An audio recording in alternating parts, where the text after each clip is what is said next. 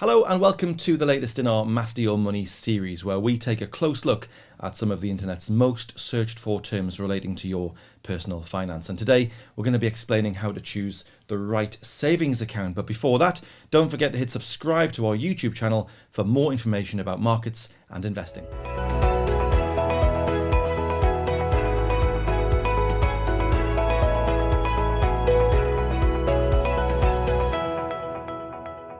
So today we're joined by Neil Rayner. Hello Neil, welcome to Master Your Money. Hi Peter. Good to see you. For our audience, just explain who you are and what you do at True Potential. So my name's Neil Rayner. I've been with the company for around 10 years and I'm currently head of the central advice team. So all our central clients, we manage those. We have financial advisors and a strong customer care team at head office. Brilliant.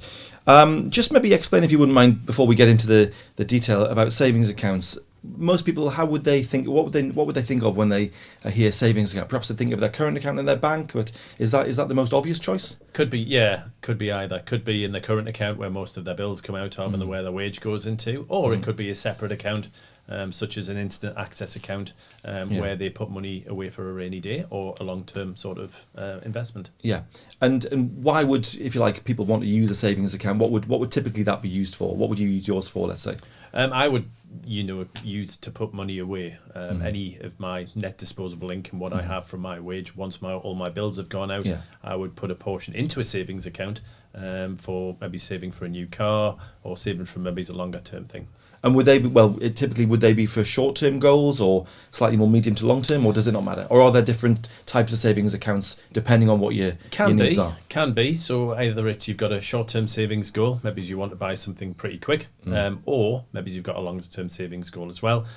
We also stress to clients that they must always have an emergency fund. Yeah. Because if your boiler breaks or something happens with your roof, you'll need access to that money as well. So it's good to think about what you want the money for and how long you can afford to maybe put it away for. Yeah.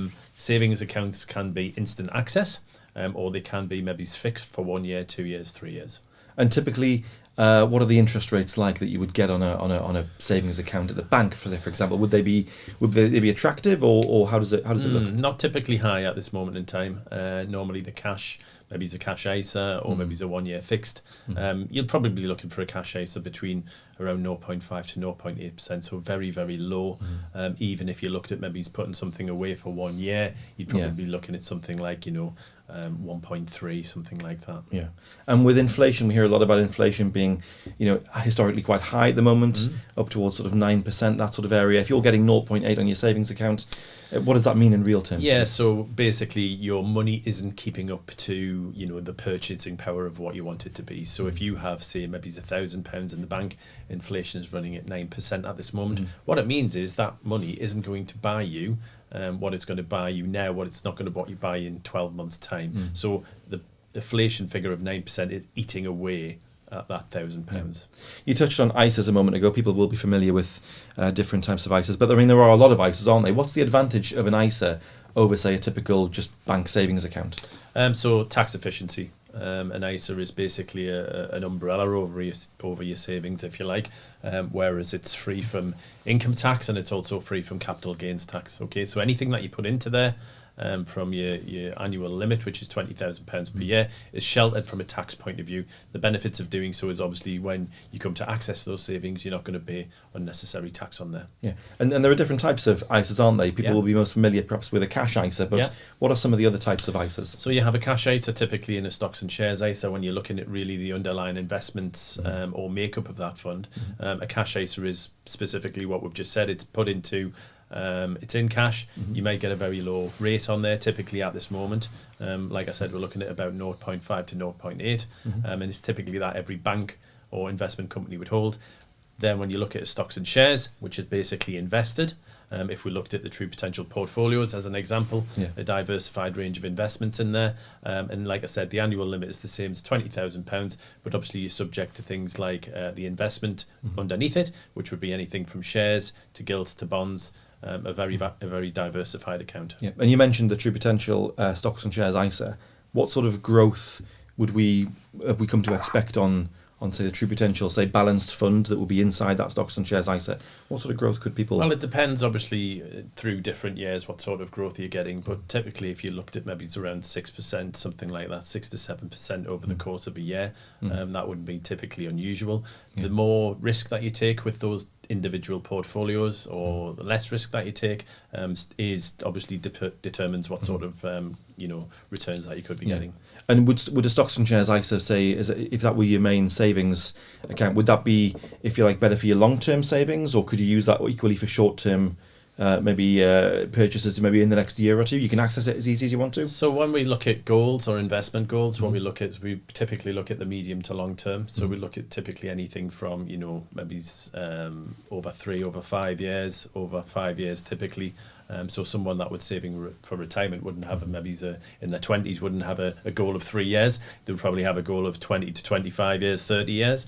So typically we look at the goals. If you are looking to purchase something immediately with those savings, what we would typically say to you is if you need your money within 6 months, probably not right for you to invest in maybe the stocks and shares ISA, because you'll need to access that money, and that fund needs a chance to grow and obviously get some sort of return for you. Yeah, and if people wanted to make, say, a small top up into their savings account, maybe you get to the end of the month and you've got a bit of money left over, or a bonus payment, is there a way that people can quickly say invest in a stocks and shares ISA? You could walk into a bank if it was a cash account and put some money behind the counter. Yes. But if you wanted to do that in a stocks and shares ISA, what would be a way that I could do that very quickly?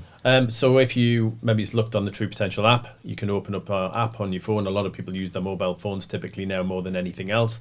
You can use the Impulse Save feature, which allows you to set up your debit card, open up an ISA, and then if you want to invest some money, you can do it at a touch of a button using the Impulse Save feature. That will take the money straight from your bank account and into the stocks and shares ISA. Okay, so if just to finish off, then if I wanted to have a cash ISA with a little bit of money in my kind of rainy day, the boiler breaks down, that kind of thing, or the car breaks down, but if I have a longer term savings goal of a few years away, maybe saving for a house, or putting some money aside for the kids, or whatever it might be, and I wanted to open a True Potential stocks and shares ISA and have that savings vehicle as well, how long would I could go to the True Potential app, how long would it take me to open a stocks and shares ISA with True Potential? Within minutes, really. So you go onto the app, you open up the savings account, the ISA savings account, you register your debit card, you then put in the amount that you want to open the account with, so £50, £100, £200, however much you want to put in. Then you could also set up a regular direct debit, so that you're constantly saving from your wage every month. So you've got really what you're talking about before is 2 different investment goals. You've got sort of short term, which is where you would typically hold your cash in the bank or a cash ISA, readily accessible, so within 3 to 4 to 5 to 6 months. And then you'd also have a longer term where you're looking at 5 years plus. Okay.